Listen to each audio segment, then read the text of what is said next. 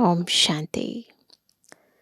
हम ब्राह्मण आत्माएं भाग्य विधाता शिव बाबा की संतान पद्मा पदम भाग्यशाली हैं, क्योंकि दुनिया में लौकिक पिता चाहे कितना भी धनवान हो, परंतु बच्चों के लिए नया ज़्यादा से ज़्यादा महल बनवाएगा, चीज़ें लेकर आएगा। परंतु हमारा पिता हमारे लिए एक नया युग बना देता है, जिसे हम कहते हैं संगम युग। एक ऐसा युग जो आधार है हमारे 84 जन्मों का। एक ऐसा युग जिसमें हम कल्प कल्पांतर की नींव रखते हैं, जिसमें हम परमात्मा सर्व शक्तियाँ, सर्वगुण, सर्व खजाने प्राप्त कर पाते हैं। और केवल एक जन्म के लिए नहीं, अपितु जन्म जन्मांतर तक। संगम युग हम ब्राह्मणों के लिए और हम ब्राह्मणों के आधार पर अन्य आत्माओं के लिए भी बहुत बहुत बहुत महत्वपूर्ण है। इस युग के महत्व को और संगम युगी आत्माओं की विशेषताओं को आज हम ईश्वरीय महावाक्यों में बहुत ही और अधिक विस्तार से समझेंगे। सुनते हैं बाबा के मधुर महावाक्य। आज है 14 तारीख, 14 मई 2025। बाबा के महावाक्य हैं, मीठे बच्चे, अभी तुम संगम पर हो।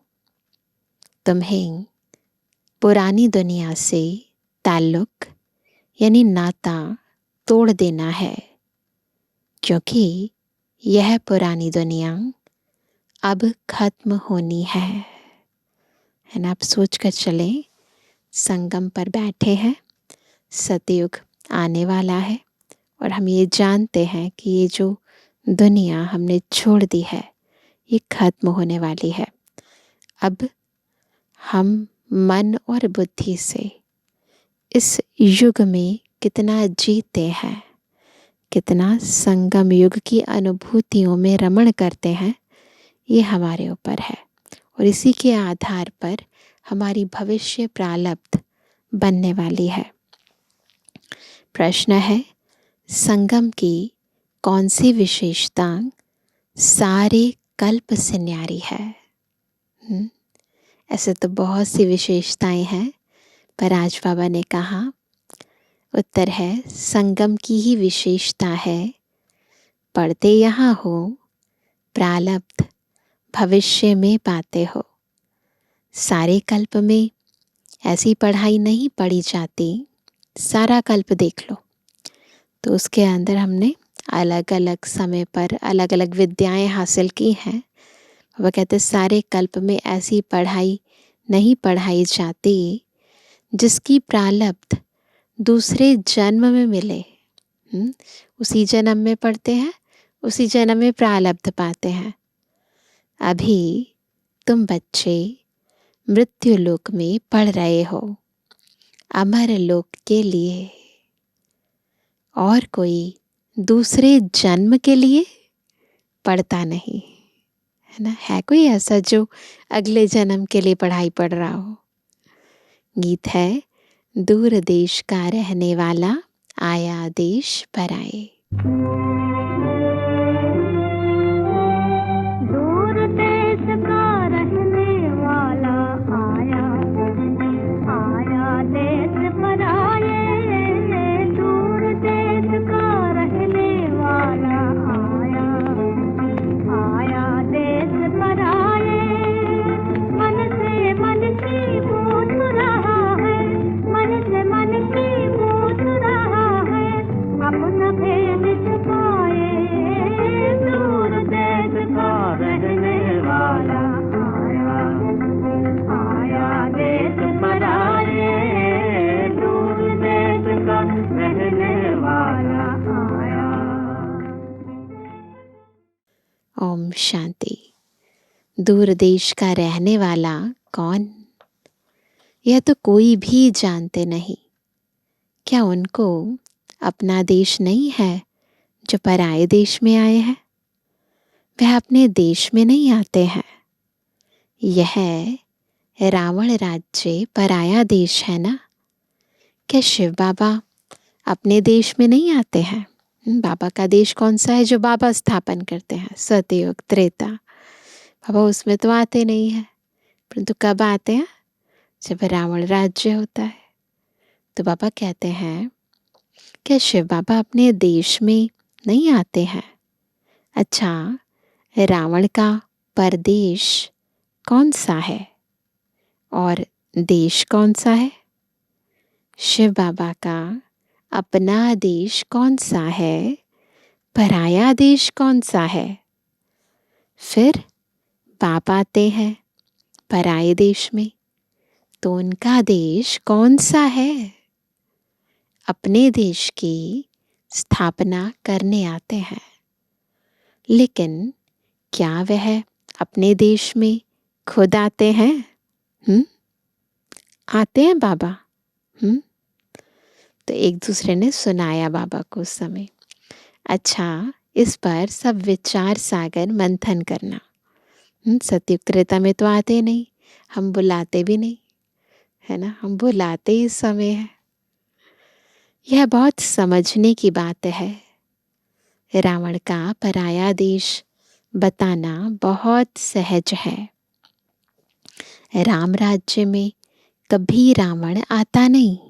सोचो, राम राज्य में रावण नहीं आता, लेकिन रावण राज्य में बाबा बेहद का राम जरूर आते हैं।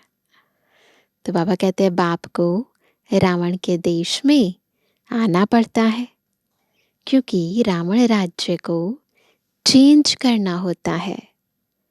यह है संगम युग, चेंज होने का युग। वह सतयुग में भी नहीं आते, कलयुग में भी नहीं आते, संगम युग पर आते हैं। तो यह राम का भी देश है, रावण का भी देश है। इस किनारे राम का, संगम पर खड़े हो जाओ, इस किनारे राम का, उस किनारे रावण का संगम है ना। अभी तुम बच्चे संगम पर हो। खड़े हो जाओ बिल्कुल टॉप पर, ना, चक्र के टॉप पर खड़े हो जाओ, फिर दिखाई देगा आपको इस किनारे क्या है और उस किनारे क्या है। अभी तुम बच्चे संगम पर हो, ना इस तरफ ना उस तरफ हो। अपने को संगम पर समझना चाहिए। ये बुद्धि की बात है, इसलिए बाबा ने कहा समझना चाहिए। हमारा उस तरफ ताल्लुक नहीं है। बुद्धि से, पुरानी दुनिया से ताल्लुक तोड़ना पड़ता है।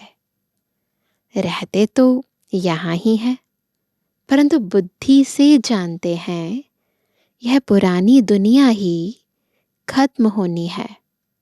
आत्मा कहती है अभी मैं संगम पर हूँ, बाप आया हुआ है। उनको खेवैया भी कहते हैं।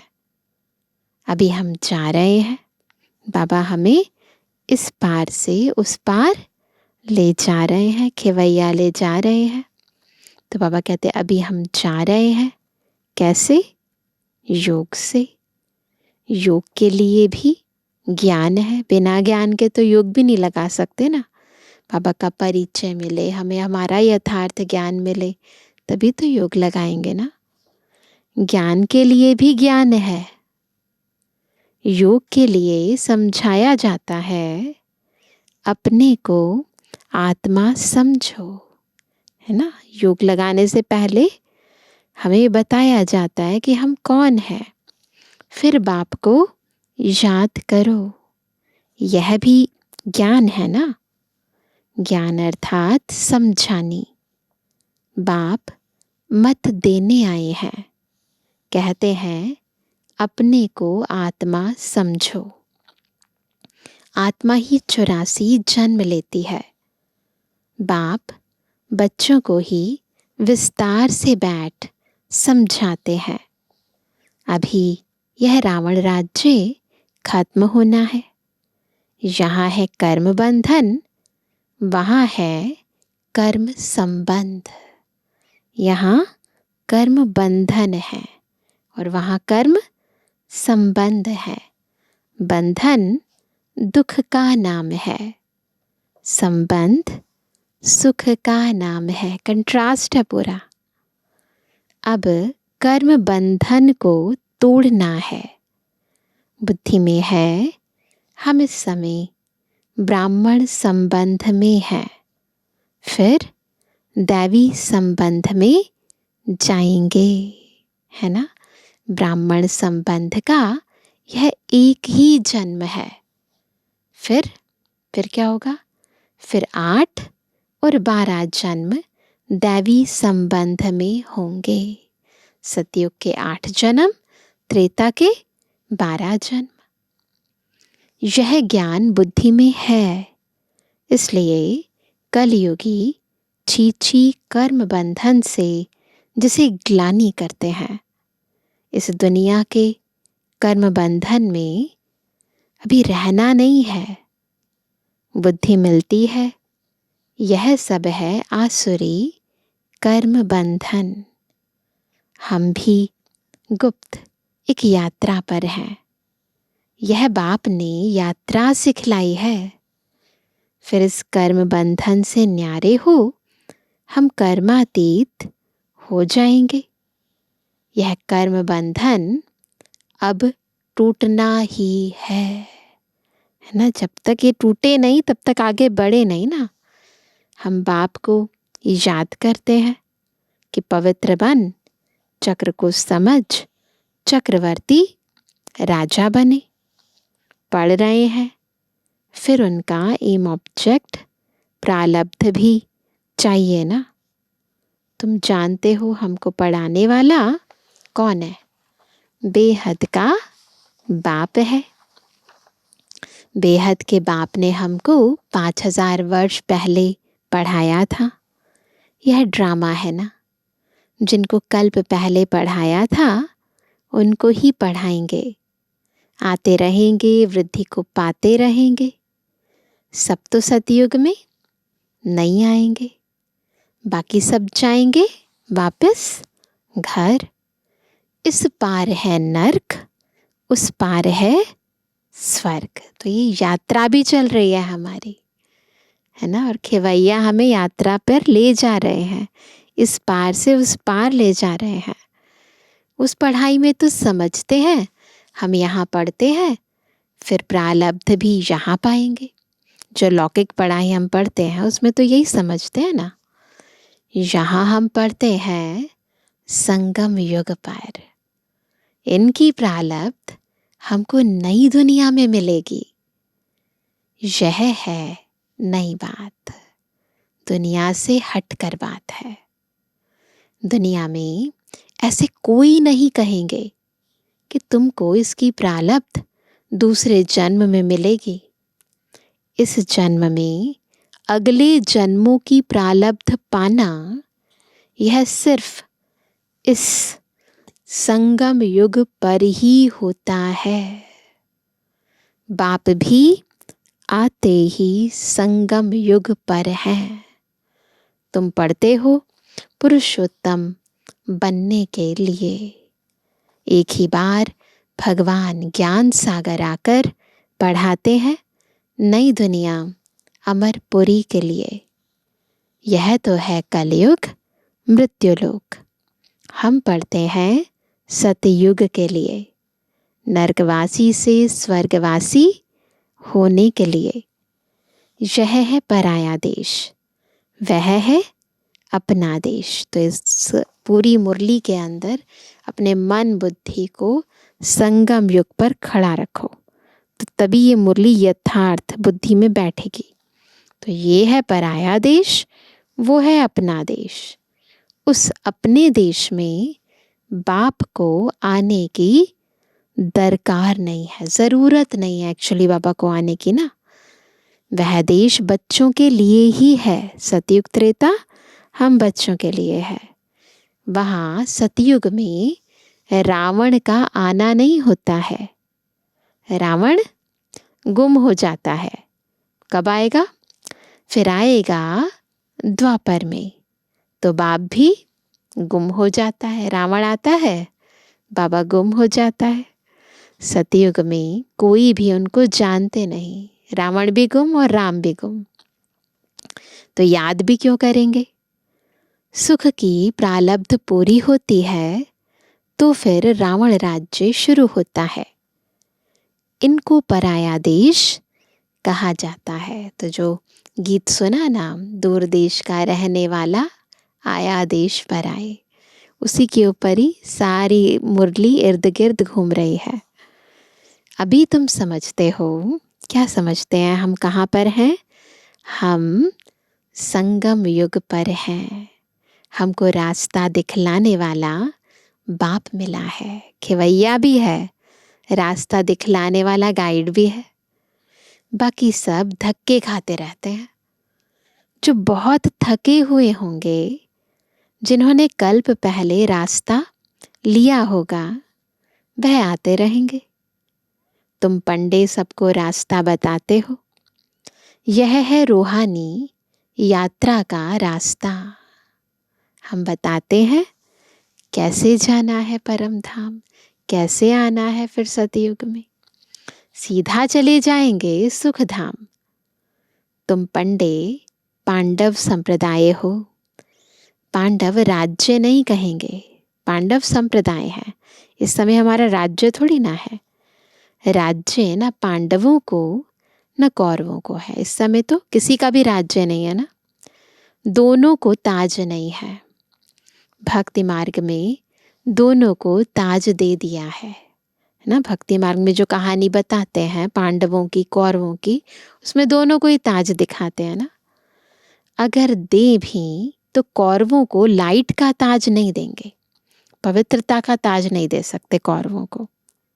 पांडवों को भी लाइट नहीं दे सकते क्योंकि पुरुषार्थी हैं। अभी पवित्र, संपूर्ण पवित्र तो नहीं बने ना, पवित्र बन रहे हैं, पुरुषार्थी हैं। कौरवों ने तो पुरुषार्थ किया ही नहीं। हम पांडव पुरुषार्थ कर रहे हैं, इसलिए दोनों को ताज नहीं दे सकते। चलते चलते गिर पड़ते हैं, तब किसको देवें? इसलिए यह सब निशानी विष्णु को दी है, देवताओं को दे दी है, हमारे संपूर्ण रूप को, क्योंकि वह पवित्र है। सतयुग में सब पवित्र संपूर्ण निर्विकारी होते हैं। पवित्रता की लाइट का ताज है। इस समय तो कोई पवित्र नहीं है। सन्यासी लोग कहलाते हैं कि हम पवित्र हैं, परंतु दुनिया तो पवित्र नहीं है ना। अरे तत्व ही तमो प्रधान है, क्योंकि शरीर तो तत्वों से ही बना है ना। तत्व ही तमो प्रधान है, तो कोई भी आत्मा इस दुनिया में पावन कैसे हो सकती है? ना आत्मा पावन है, ना देह पावन है। जन्म फिर भी विकारी दुनिया में ही लेते हैं। यह है रावण की पतित पुरी। बाबा ने एक नया नाम दिया, ये है रावण की पतित पुरी। पावन राज्य सतयुग नई दुनिया को कहा जाता है।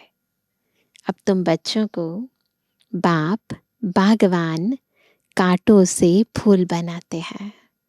कहाँ हम दुख देने वाले, हमें बाबा सुखदाई बनाते हैं।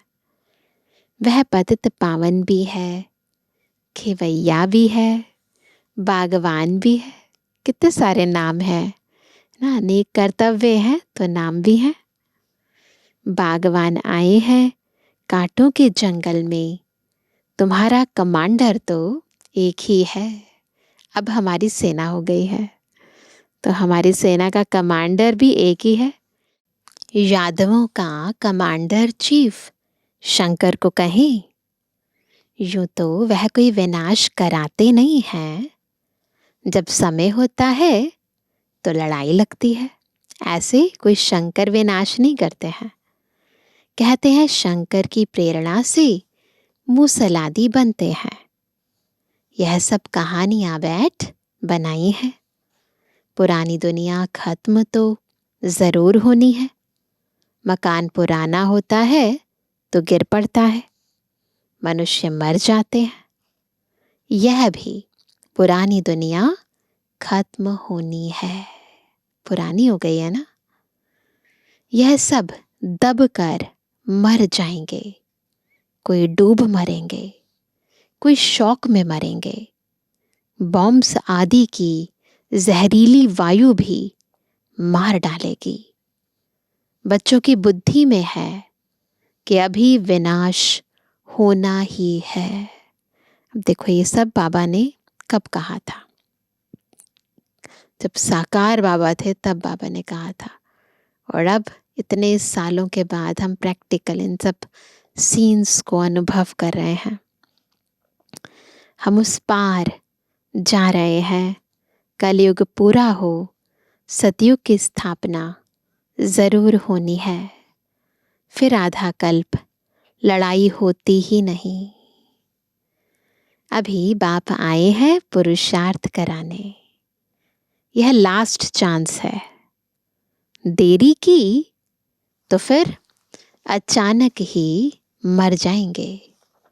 मौत सामने खड़ा है। अचानक बैठे बैठे मनुष्य मर जाते हैं। मरने के पहले तो याद की यात्रा करो।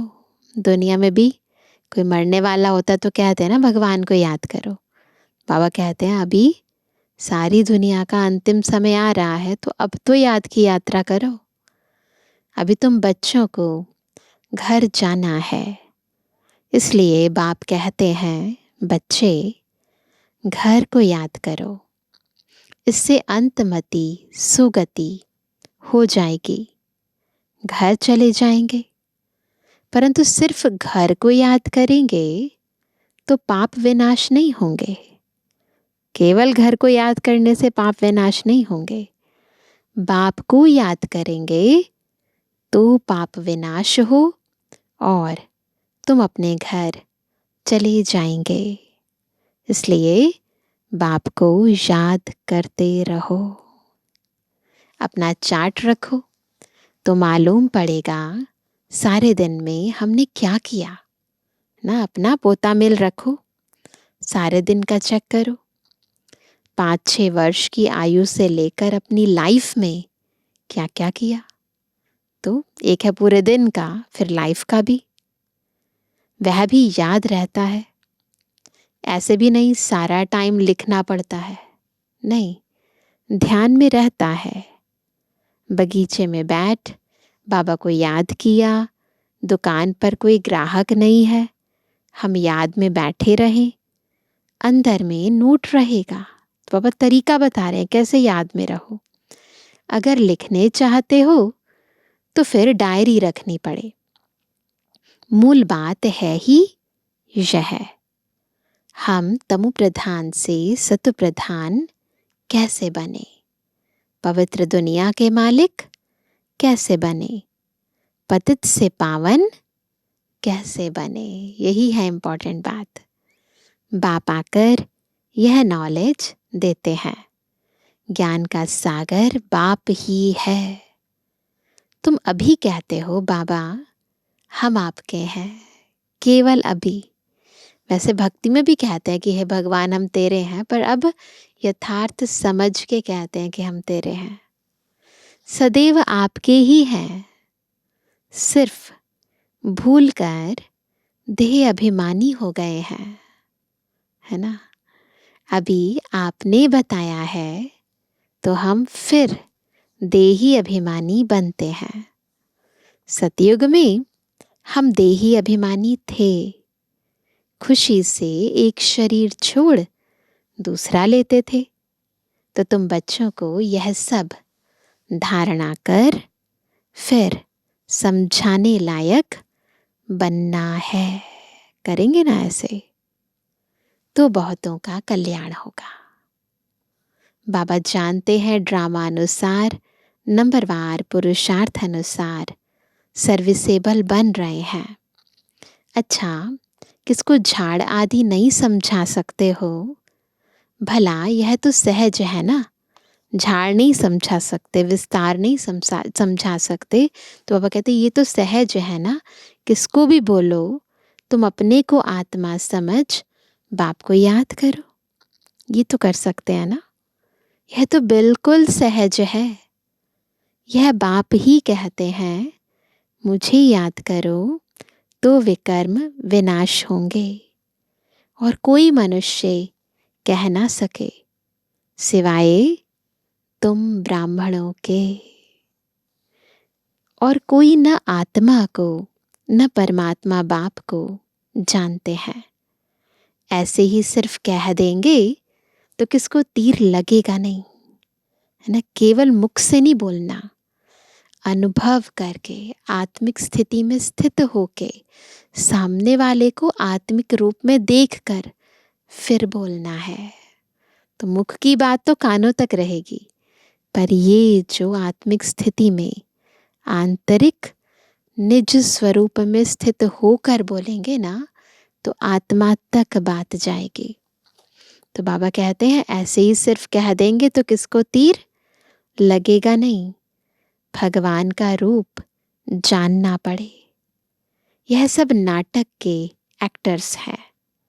हर एक आत्मा शरीर के साथ एक्ट करती है। एक शरीर छोड़ दूसरा ले फिर पाठ बजाती है। वह एक्टर्स कपड़े बदली कर भिन्न भिन्न पाठ बजाते हैं। तुम फिर शरीर बदलते हो। ये है बेहद की बात, वो है हद की बात। वो कोई मेल व फीमेल की ड्रेस पहनेंगे अल्पकाल के लिए। यहाँ मेल का चोला लिया तो सारी आयु मेल ही रहेंगे। वह हद के ड्रामा और यह है बेहद का। वह हद का ड्रामा और ये बेहद का। पहली मुख्य बात है, बाप कहते हैं मुझे याद करो। इम्पॉर्टेंट बात ये है, योग अक्षर भी काम में नहीं लाओ ना। योग सुनकर डर जाते हैं, सोचते हैं हमारे बस का नहीं है। याद कहते हैं तो सहज लगता है, क्योंकि योग तो अनेक प्रकार के सीखते हैं दुनिया में। हठ योग भी तो बहुत है ना, वह सब है भक्ति मार्ग के। अब बाप कहते हैं मुझे याद करो और घर को याद करो तो तुम घर में चले जाएंगे। शिव बाबा इनमें आकर शिक्षा देते हैं। बाप को याद करते करते तुम पावन बन जाएंगे। फिर पवित्र आत्मा उड़ेगी। पावन बन गए तो फिर तमो प्रधान शरीर में रह नहीं सकती ना आत्मा। जितना जितना याद किया होगा, सर्विस की होगी, उतना वह ऊंच पद पाएंगे। याद में ही बहुत विघ्न पड़ते हैं। पावन नहीं बनेंगे तो फिर धर्मराजपुरी में सजाएं भी खानी पड़ेगी। तो देख लो कैसे जाना है, सजा खा के जाना है या पवित्र बनकर। इज्जत भी जाएगी, पद भी भ्रष्ट होगा। पिछाड़ी में सब साक्षात्कार होंगे, परंतु कुछ कर नहीं सकेंगे। जब एंड का टाइम होगा तो पुरुषार्थ करने का टाइम नहीं रहेगा। साक्षात्कार कराएंगे, तुमको इतना समझाया फिर भी याद नहीं किया, पाप रह गए, अब खाओ सजा। उस समय पढ़ाई का टाइम नहीं रहता। अफसोस करेंगे हमने क्या किया, ना ही टाइम गवाया, परंतु सजा तो खानी पड़े। कुछ हो थोड़ी सकेगा ना। एग्ज़ाम के टाइम पर थोड़ा ना कुछ पढ़ाई पढ़ा सकते हैं, है ना। वैसे ही एंड के टाइम पर सज़ा बस खाने का टाइम होगा। वो उस समय फिर पढ़ नहीं सकते, योग लगा नहीं सकते। नापास हुए तो हुए, फिर पढ़ने की बात नहीं। उस पढ़ाई में तो नापास हो फिर पढ़ते हैं। कंपार्टमेंट आती है, फिर भी मार्जिन होती है ना दोबारा से एग्ज़ाम देने की। यह तो पढ़ाई ही पूरी हो जाएगी। अंत समय में पश्चाताप ना करना पड़े, उसके लिए बाप राय देते हैं। क्या? बच्चे अच्छी रीति पढ़ लो। पेरेंट्स भी ऐसे ही कहते हैं ना बच्चों को, पढ़ लो अभी से, फिर बाद में मार्क्स कम आएंगे, फेल हो जाओगे, फिर थोड़ा ना कुछ कर पाओगे। झरमुई झगमुई में अपना टाइम वेस्ट मत करो, नहीं तो बहुत पछताना पड़ेगा। माया बहुत उल्टे काम करा देती है। चोरी कभी नहीं की होगी, वह भी कराएगी। देखो माया कितनी दुस्तर है ना। पीछे स्मृति आएगी, हमको तो माया ने धोखा दे दिया। पहले दिल में ख्याल आता है, फलानी चीज उठाऊं। बुद्धि तो मिली है, यह राइट है वह रॉन्ग है। यह चीज उठाऊं तो रॉन्ग होगा, नहीं उठाएंगे तो राइट होगा। तो बुद्धि तो कहती है नहीं ये गलत है, ये सही है। अब क्या करना है? पवित्र रहना तो अच्छा है ना। संग में आकर लूज नहीं होना चाहिए। कब लूज होते हैं? धारणाओं में कब लूज होते हैं? जब गलत संग मिल जाता है। हम भाई बहन हैं, फिर नाम रूप में क्यों फंसे? देह अभिमान में नहीं आना है। परंतु माया बड़ी जबरदस्त है। माया रॉन्ग काम कराने के संकल्प लाती है। बाप कहते हैं तुमको रॉन्ग काम करना नहीं है।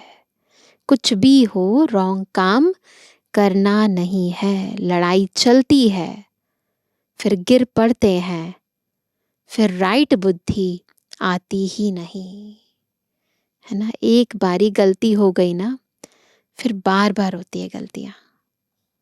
हमको राइट काम करना है, अंधों की लाठी बनना है। अच्छे से अच्छा काम है यह, किसी अंधे को रास्ता दिखाना, अज्ञानी को ज्ञान देना। तो बाबा कहते हैं शरीर निर्वाह के लिए समय तो है, रात को नींद भी करनी है। आत्मा थक जाती है तो फिर सो जाती है, शरीर भी सो जाता है। तो शरीर निर्वाह के लिए, आराम करने के लिए टाइम तो है। बाकी समय मेरी सर्विस में लग जाओ। सब कुछ करना है, फिर सेवा के लिए भी टाइम निकालना है ना। याद का चार्ट रखो, लिखते भी हैं, फिर चलते चलते फेल हो जाते हैं। बाप को याद नहीं करते, सर्विस नहीं करते, तो रॉन्ग काम होता रहता है। अच्छा मीठे मीठे के जवानी बच्चों पे जुबानी बाप दादा का दिल जान सको प्रेम से नंबरवार प्रसाद अंसार यादगार और रूहानी बच्चों की, रूहानी बाप दादा को गुड मॉर्निंग, नमस्ते नमस्ते नमस्ते। धारणा के लिए मुख्य सार पहला, झरमुई झगमुई में अपना टाइम वेस्ट नहीं करना है। माया कोई भी उल्टा काम न कराए, यह ध्यान रखना है। संग दोष में आकर कभी लूज नहीं होना है। देह अभिमान में आकर किसी के नाम रूप में नहीं फंसना है। दूसरा पॉइंट, घर की याद के साथ साथ बाप को भी याद करना है। याद के चार्ट की डायरी बनानी है। नोट करना है हमने सारे दिन में क्या क्या किया, कितना समय बाप की याद में रहे। आज का वरदान है नम्रता रूपी कवच द्वारा व्यर्थ के रावण को जलाने वाले सच्चे स्नेही सहयोगी भव। कैसे बनेंगे सच्चे स्नेही और सहयोगी? जब नम्रता के कवच से क्या करेंगे? व्यर्थ के रावण को जलाएंगे।